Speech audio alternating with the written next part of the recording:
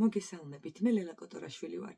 როგორც იცით, მე-7 კლასელებისთვის ვკითხულობ წიგნებს, რომელთა მიხედვით ვკერავ ბალიშებს, ვხატავ და ვიდეო ჩანაწერებს ვწერ. ბოლო ვიდეო სატვირთვიდან ერთი თვე გავიდა სამწუხაროდ სკოლის გამო, დამასწავლებლის რთული რუტინის გამო ვეღარ შევძელი ვერც ერთი ვიდეოს ჩაწერა, თუმცა ეს არ ნიშნავს, რომ წიგნებს არ ვკითხულობ.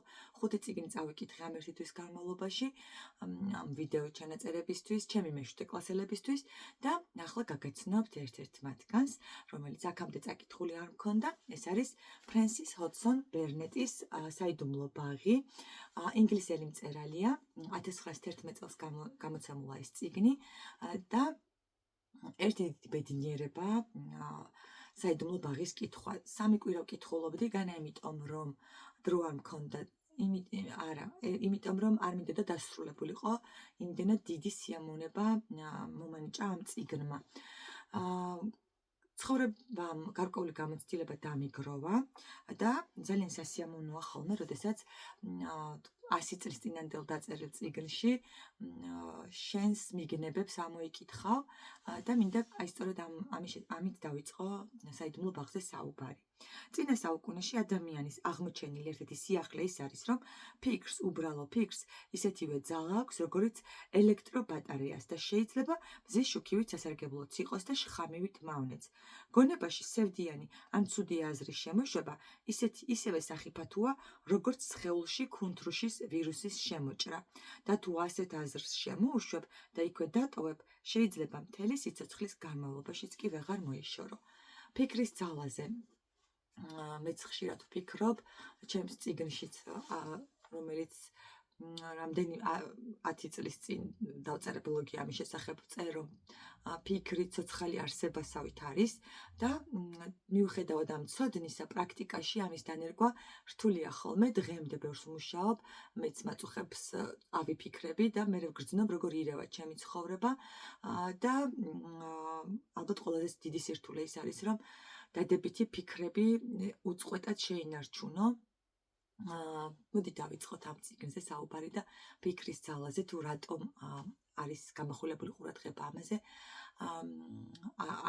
მივუახლოვდეთ ნელ-ნელა.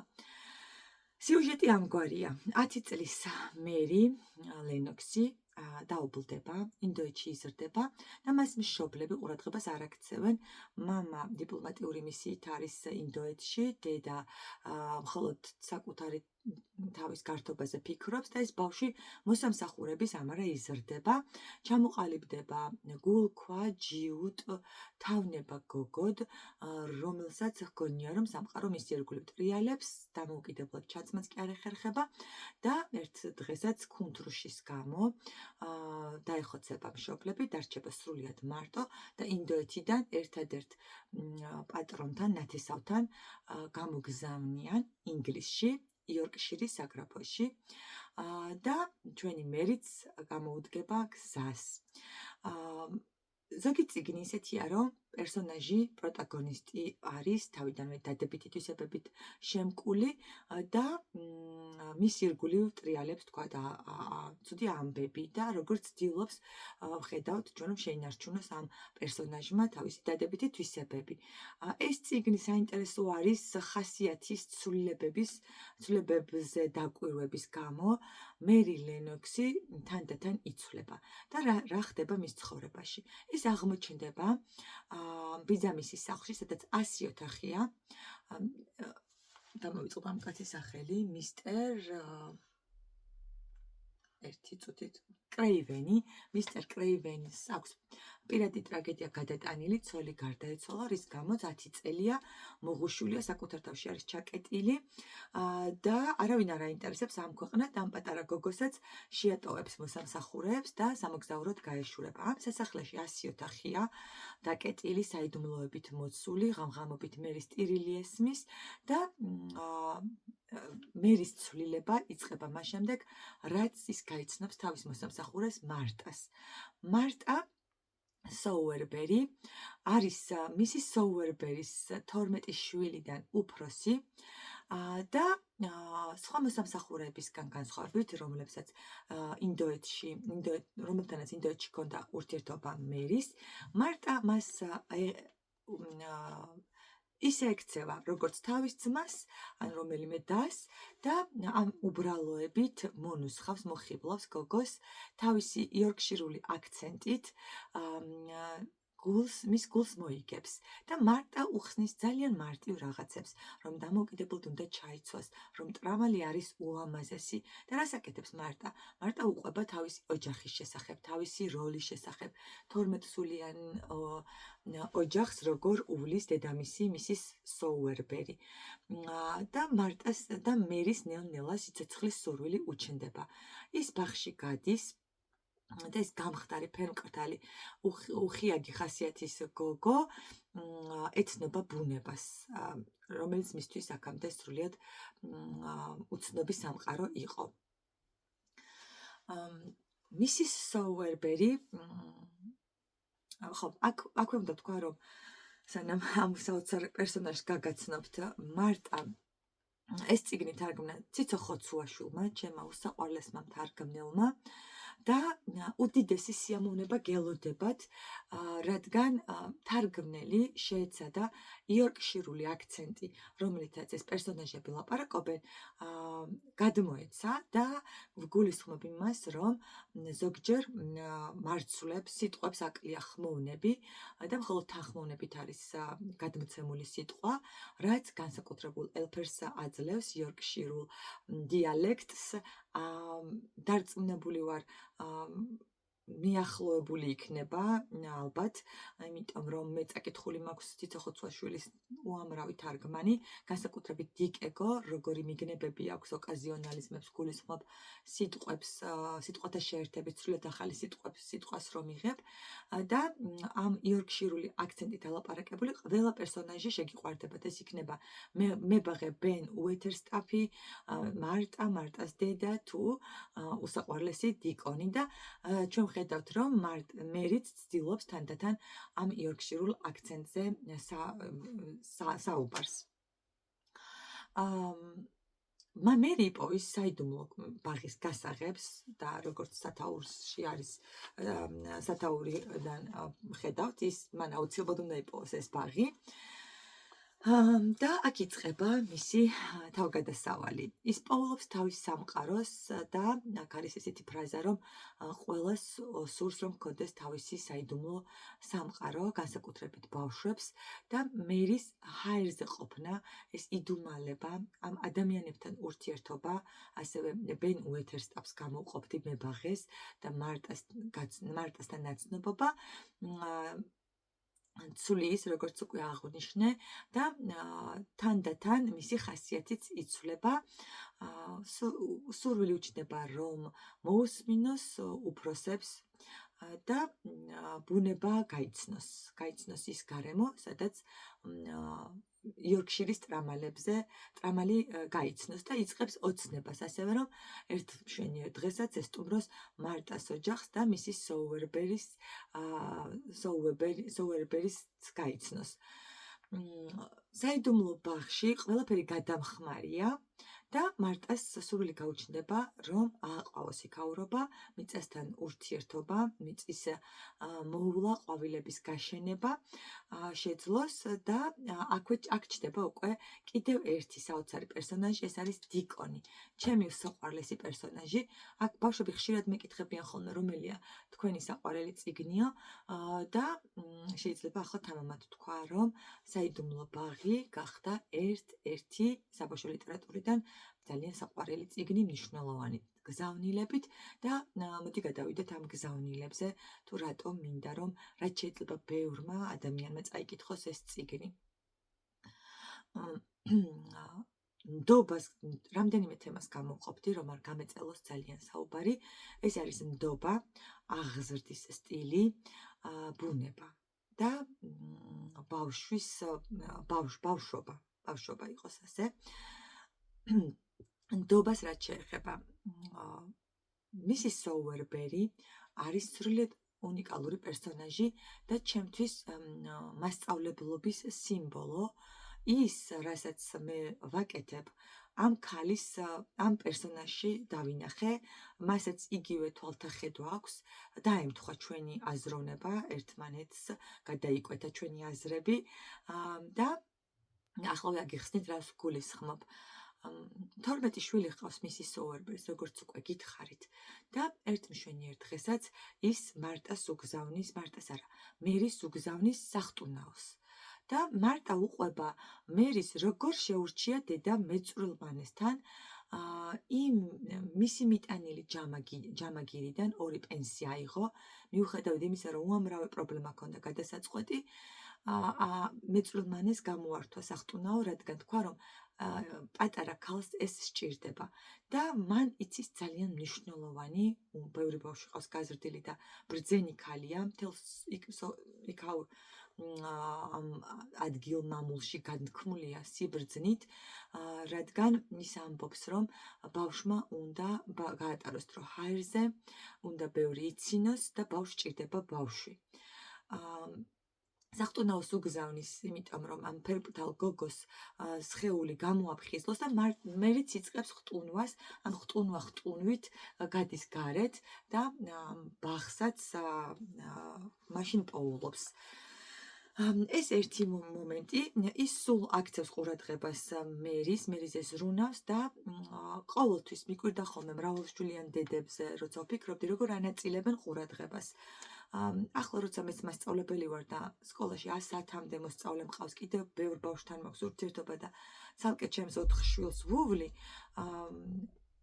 მეც ვფიქრობ, რომ სიყვარული, რასაც გასცემ, რაც უფრო მეტ სიყვარულს გასცემ, მით უფრო მრავლდება და ეს არ არის სირთულე, პირიქით, ძალიან სასიამოვნო და ძალიან მარტივია და გული მწყდება ხოლმე, როდესაც ვხედავ, რომ მშობლები მხოლოდ საკუთარ შვილებზე ზრუნავენ. ეს შეიძლება გამოიხატებოდეს, რომ საკუთარ შვილს ვამართლებდეთ, ან ძალიან მარტივი რამით, რომ კლასელების ფოტოებიდან მხოლოდ საკუთარი შვილის ფოტო დავგულოთ, აი ელემენტარული რაღაცაშიც კი ვლინდება. და რა მაგარია, როცა მისი სოუერბერივით აღიარებ სხვა ბავშვს, თუნდაც ის იყოს უხასიათო და ცუდი თვისებების მქონე და სწორად ხვდებოდეთ, რატომ შეიძლება იყოს ასეთი ბავშვი, ხომ? აი ამაზე დამაფიქრა მისი სოუერბერი და ჩემი მასწავლებლობის მთავარი ხედვაც სწორედ ეს არის, რომ თითოეულ ბავშვს შეგვიძლია მივაწვდინოთ ჩვენი ხმა, ჩვენი სიყვარული, მზერა და ფიქრი. თუ რა სჭირდებათ მათ, რაც არ უნდა ბევრი შვილი გვყავდეს და შეიძლება ერთი შვილი გვყავდეს და მისი ირგვლივ ვტრიალებდეთ, მხოლოდ რაც ძალიან ჩაკეტავს იმ ბევრ საიდუმლო კარს, რომელიც სამყაროსთან გვაკავშირებს და ამ სამყაროსთან კავშირი წიგნში არის ფანტასტიკურად გადმოცემული. ეს არის ბუნება. ბუნებასთან ურთიერთობა, ყვავილებთან ურთიერთობა.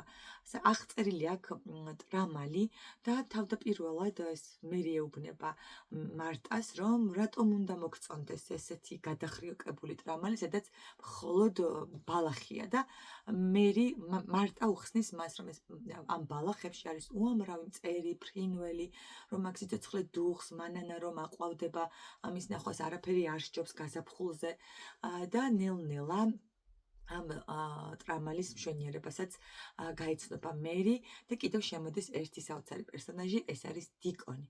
დიკონი არის 12 წლის ბიჭი და დიდი ცისფერი თვალებით, როგორც დედამისი ამბობს, იმდენ ხანს უყურაცას, რომ თვალებით ცისფერი გაუხდაო და მას ყავს მოშინაურებული მელია, პონი, ციყვები, უკრავს ტვირზე. მთელი დღე ტრამალზე ატარებს და ესმის ცხოველებისა და ფრინველების ენა. რაღაცით მინდიაც გამახსენდა ვაჟა-ფშაველას, რაღაცით არა ბუნებასთან ურთიერთობით, შეიძლება პარალელების გავლებაც და ძალიან ძლიერი ხასიათის და პერსონაჟი შექმნა ამ მწერალმა, ფრენსის ჰოდსონ ბერნეტმა, ძლივს დავემახსოვრე ეს სახელი და გვარი. და დიდი მადლიერება მინდა გაუგზავნო, სადაც არის დიკონის გაცნობისთვის და დიკონი არის არაჩვეულებრივი ბავშვი. მინდა რომ ყველა ბავშვმა გაიცნოს, ის ერთი მოხიბულით, ერთი ნახვით ხიბლავს ადამიანებს, სიტყვა ეთქმის, რადგან არის ძალიან გულწრფელი, ძალიან ნამდვილი და მისი სოუერბერის გაზრდილია, ესეც ნათლად ჩანს ამ წიგნში. და მინდა რომ მოგიყვეთ ერთი პატარა ეპიზოდი, რომელმაც ცხარეცრემლით მატირა. ჩემი შვილიც 12 წლის არის გაბრიელი და ამ რთული არის ხომ ბავშვებთან ურთიერთობა და ასეთი ეპიზოდები კიდევ უფრო მიღვევს ხოლმე სიყვარულს, ნდობას და ნდობას ეხება ეს ეპიზოდი. მოკლედ მერი გაუმხელს, მოდი ბალიშსაც გაჩვენებ და ეპიზოდზე მერე გადავალ ბალიშის პირს. ესეთი ულამაზესი ნახატი დავხატე. იცით რამდენი ხანი ვხატავდი?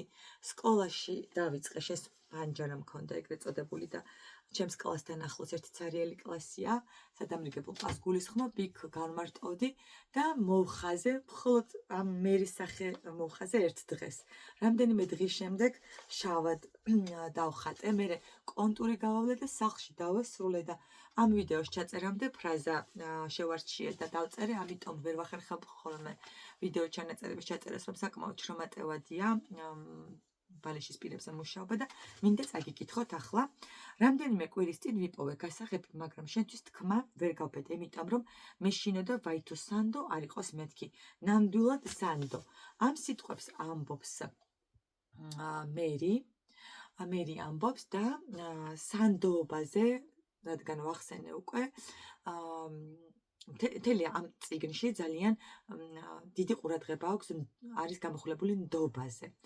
და ნდობა არის ის, რაც ასევე მასწავლებლობისას ძალიან მაკლია და ყველა მშობელს ვთხოვ, რომ ნდობა გამოუცხადონ მასწავლებლებს. მერი გაუმხელს დიკონს თავის უდიდეს საიდუმლოს, გულისხმობს საიდუმლო ბაღის შესახებ და სთხოვს, რომ არავის არ უთხრას. დიკონის პირობას დადებს, რომ არავის არ ეტყვის, მერე გავა დრო, მოვლენები განვითარდება, რაღაცები მოხდება და კვლავ საუბრობს ეს ორი ბავშვი და დიკონი ეტყვის, რომ არ მიყვარს საიდუმლო გულში რომ რაღაცას ვმალავ, დედას რომ ვუმალავ, მაწუხებს ეს და ერთხელაც ასე უთხარი დედას, რომ რაღაც საიდუმლო მაქვს, მაგრამ ჯერ ვერ გეუბნები, მაგრამ იცოდე რომ საიდუმლო არის მაქვსო და დედა პასუხობს საოცარ სიტყვებს, რომელმაც ძალიან დიდი ზეგავლენა მოახდინა ჩემზე, შთაბეჭდილება. დედა ეუბნება, რომ 12 წელია გიცნო ჩემო ბიჭო, დიკონ და რამდენი საიდუმლოც გინდა იმდენი გქონდესო. აი წარმოიდგინეთ, როგორი ნდობას უცხადებს ბავშვს და როგორი მნიშვნელოვანია აღზრდისას, რომ ამგვარი ნდობით ვიყოთ გამსჭვალული ჩვენი შვილებისადმი, მოსწავლეებისადმი. მე მგონია, რომ ნდობას აქვს უზარმაზარი ძალა და აუცილებლად გაამართლებენ ჩვენს ნდობას ის ბავშვები. აღზრდაში ისევ და ისევ ამას გავამახვილებ ყურადღებას, რომ ნდობა არის ყველა უპირობოდ მნიშვნელოვანი არის ნდობა. კიდევ რა მინდოდა მეთქვა, ბუნებაზე ვისაუბრე, ჯადოსნობა.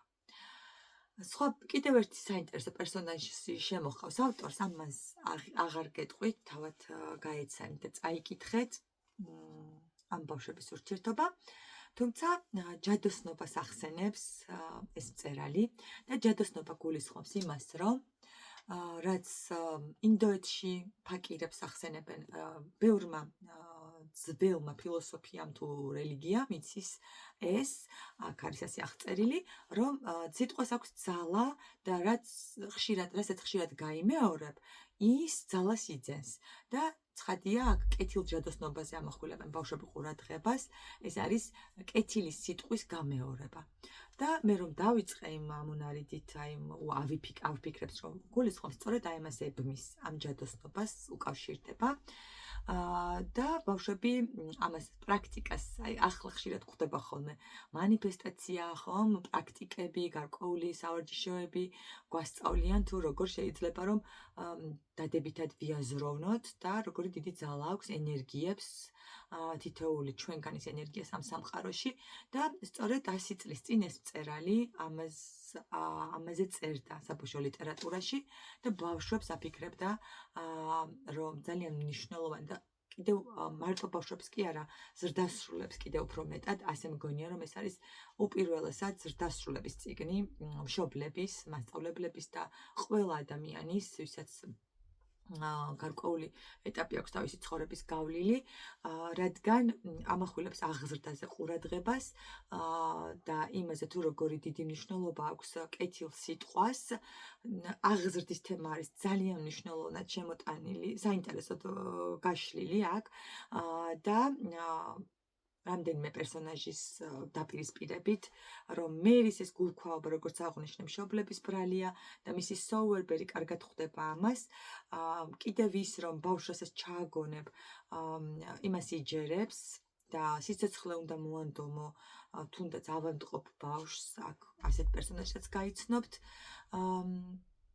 ფიზიკური დატვირთვა, ვარჯიშის მნიშვნელობა, აქაც 100 წლის წინ როგორი საინტერესოა ხომ, რომ წერალია ეს სწორად, რაც თანამედროვე სამყაროში ასეთი აქტუალურია ახლა და სოციალური ქსელების საშუალებით ინფორმაცია ვრცელდება, ამ წერალს დიდი საქმე გაუკეთებია იმის შესახებ, რომ უფროსები დააფიქრა ბავშვების სამყაროზე, თუ როგორ სჭირდებათ ბავშვს ბავშვი, აღზრდისას ნდობის გაცხადება, ყურადღება, მშობლების ყურადღება, უპირობო სიყვარული, აღიარება და კიდევ ჩემი გულის ტკივილია ხოლმე ობლობა, ობოლი პერსონაჟები და ასევე ცხოვრებაში კიდევ უფრო მეტად მტკივნეულია ეს და ამ წიგნში პასუხიც ვიპოვე მისი სოუერბერზე ამბობენ ბავშვები რომ ეს დედა ჩვენია და ეს თხოვენ რომ იყავი ჩვენი დედაო ობოლ ბავშვებს გულისხმობ და მისი სოუერბერი ძალიან საინტერესო პასუხს გასცემს არ დასთანხმდება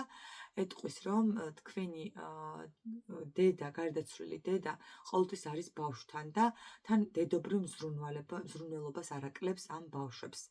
ეს ძალიან რთულია მესმის მე, მაგრამ თუნდაც ფიქრი, დადებითი ფიქრი სხვა მეორე ადამიანზე, ბავშვზე, ჩვენს მოქალაქეებზე, თანატოლებზე თუ მოყვასზე შედეგს გამოიღებს, ვისაც რა შეუძლია, ვისაც როგორ შეუძლია. და ამით დავასრულებ ამ ვრცელფი ჩანაწერს, რომ ეს წიგნი ძალიან დიდი სურვილით მაქვს, რომ ყველამ წაიკითხოს და მთელი გული დაფიქრდება კიდევ ერთხელ თუ როგორ მნიშვნელოვანია ბავშვების ცხოვრებაში ბუნება, მეგობრები, მშობლები და თუნდაც ერთი ადამიანი, ვინც გულთბილად მოექცევა ბავშვს. ბენ უეთერსტაპს ვერ ვილაპარაკებ ბევრი, ესეც საოცარი პერსონაჟია.